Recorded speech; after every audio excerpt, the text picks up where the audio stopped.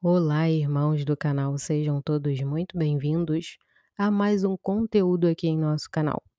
Você já se perguntou se está realmente compreendendo o propósito e a importância da frequência à missa? Talvez você acredite estar fazendo o suficiente, mas será que não estamos todos, de alguma forma, subestimando um dos maiores tesouros da nossa fé?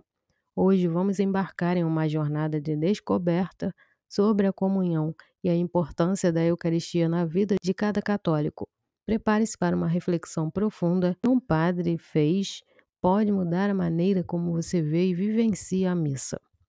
Antes de iniciarmos nosso conteúdo, vamos para um breve momento de oração.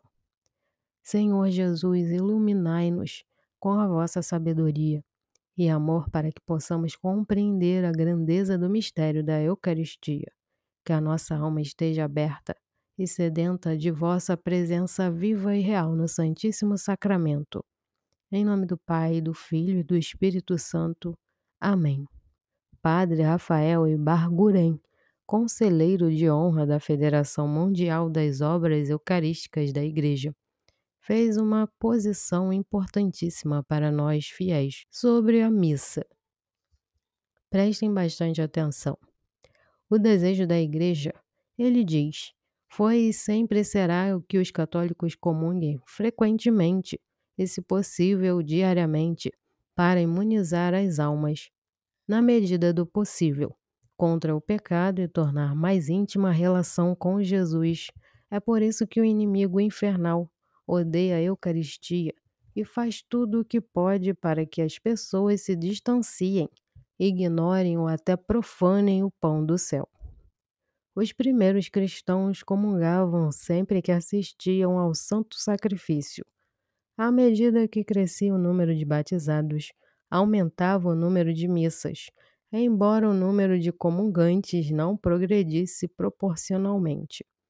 À força das exortações, os santos padres conseguiram que a maioria dos fiéis recebesse a comunhão com certa regularidade, mas a Igreja não pôde evitar que a assiduidade da comunhão fosse relaxando. Aliás, não é possível precisar datas exatas que ponham um fim nesta mudança na frequência eucarísticas nos diversos lugares. Ao sopro da graça e de vários fatores temporais, um saudável anelo eucarístico se intensificou no século XVI com o Concílio de Trento.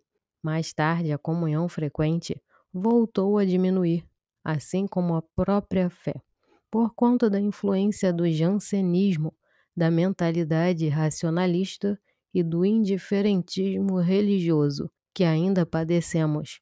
De qualquer forma, a baixa assistência dos católicos à mesa eucarística, mesmo daqueles considerados fervorosos, na maioria das vezes provinha de uma formação um tanto rigorosa da consciência. É um erro privar-se da comunhão por um sentimento exagerado da própria indignidade. A verdade é que nunca merecemos a comunhão, mas sempre nos será necessária. Claro que só poderemos recebê-la se estivermos em amizade com Deus, em estado de graça.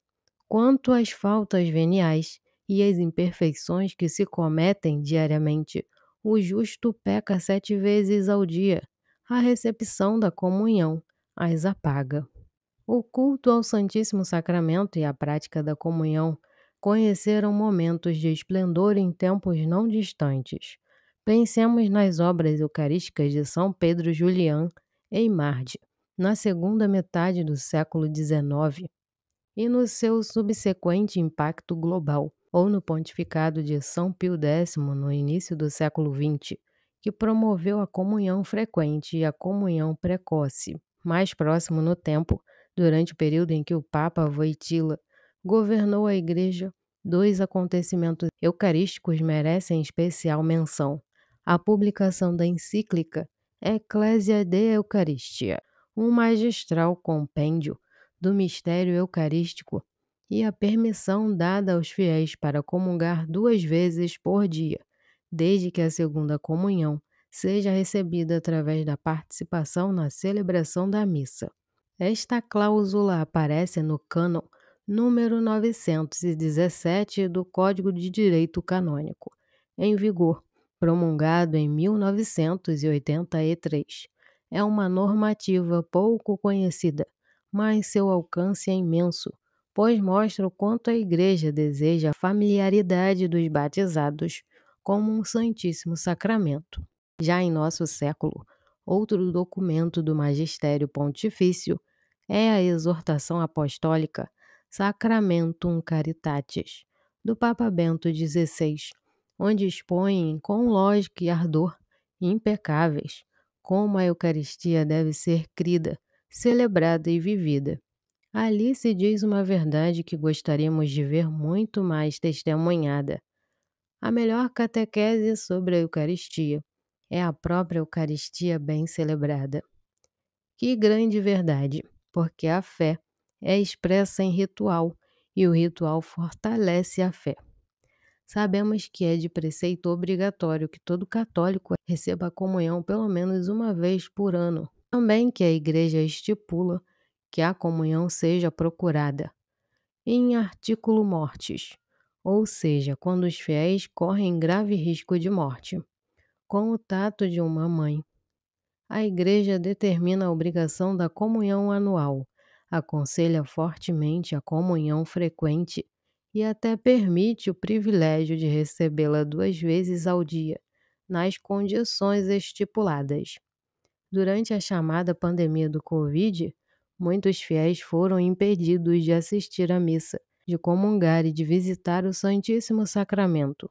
As igrejas foram fechadas e em muitos lugares os sacramentos tornaram-se impraticáveis, ou quase, justamente quando se tornaram mais urgentes. Foi doloroso. A Eucaristia nunca pode ser superestimada. Neste contexto, não faltou quem dissesse que isto não era tão grave, que não era preciso exagerar, que a Eucaristia estava sendo sobrevalorizada, que sempre tivemos momentos na história do cristianismo de pessoas que não conseguiam comparecer à celebração ou receber a comunhão. E isso não significa que a fé tenha desmoronado. Em suma, quem não havia necessidade de ficar obcecado pela Eucaristia, porque Jesus Cristo também tem outras formas de presença. A Bíblia, os pobres, onde 2 ou mais se reúnem em seu nome, etc. Muitos pensaram assim, e alguns até disseram isso. Como se vê, são afirmações simplistas e até chocantes, pois implicam uma superestimação e uma banalização do mistério eucarístico.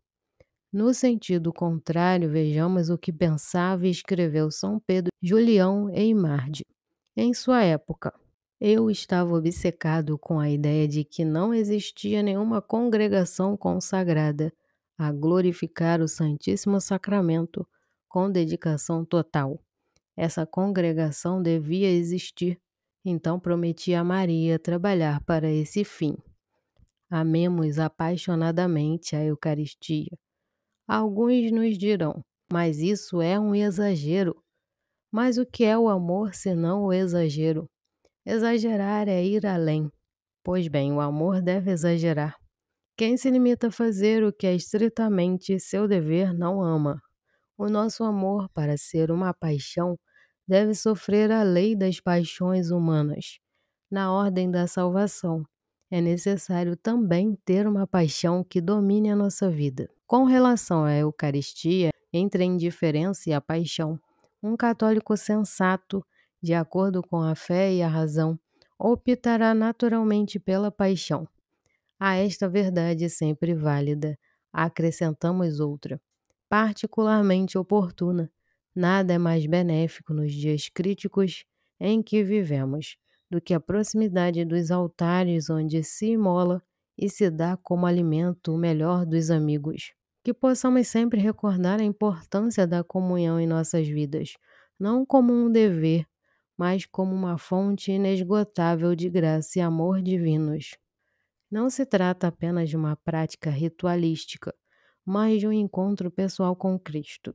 Cada vez que participamos da Eucaristia, renovamos a nossa aliança com Deus, relembrando o sacrifício de Jesus na cruz e sua ressurreição gloriosa. A comunhão nos conecta com a vida de Cristo, transformando-nos de dentro para fora e nos capacitando a viver uma vida de santidade e amor.